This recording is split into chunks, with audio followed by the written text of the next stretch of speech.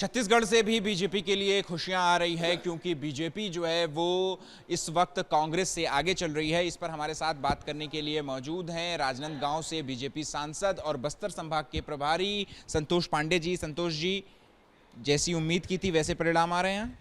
बिल्कुल जैसा हमने विश्वास किया था, जो आशा थी, परिणाम उसी के अनुरूप आ रहा है।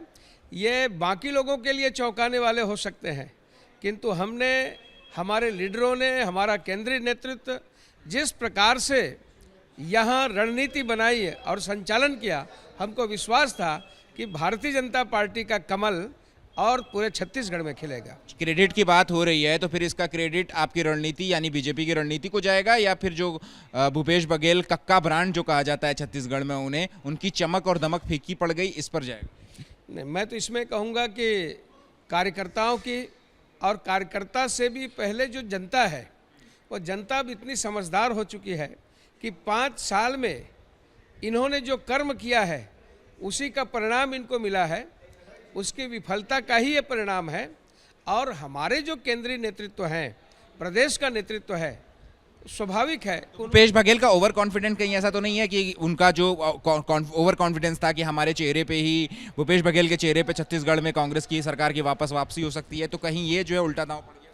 वो एक कहावत है कि कनक कनकते 100 गुनी मादकता अधिकाय, जो खाए बौरात है जो पाए बौराए। ये जो 68 सीट जो पार किया उन्होंने, ये बौरा गए थे और उनको लगने लगा था कि अब हम 75 में आएंगे। तो उसी का जो परिणाम है कि आज जब जो हम 15 में थे, आज हम छलांग लगा करके 50 पार कर रहे हैं, और जो वो 68 में थे वो 40 के नीचे आने वाले हैं। तो ये परिणाम स्पष्ट है और ये उनकी करनी का है। आखिरी सवाल है, बस्तर विभाग के प्रभारी हैं आप, 12 सीटें आती हैं बस्तर में, पिछले चुनाव में सिर्फ 1 सीट मिली थी बीजेपी को, इस बार क्या अनुमान है कि बस्तर में क्या होगा? 1 सीट मिली थी, वो भी चली गई थी और हम 0 पे थे।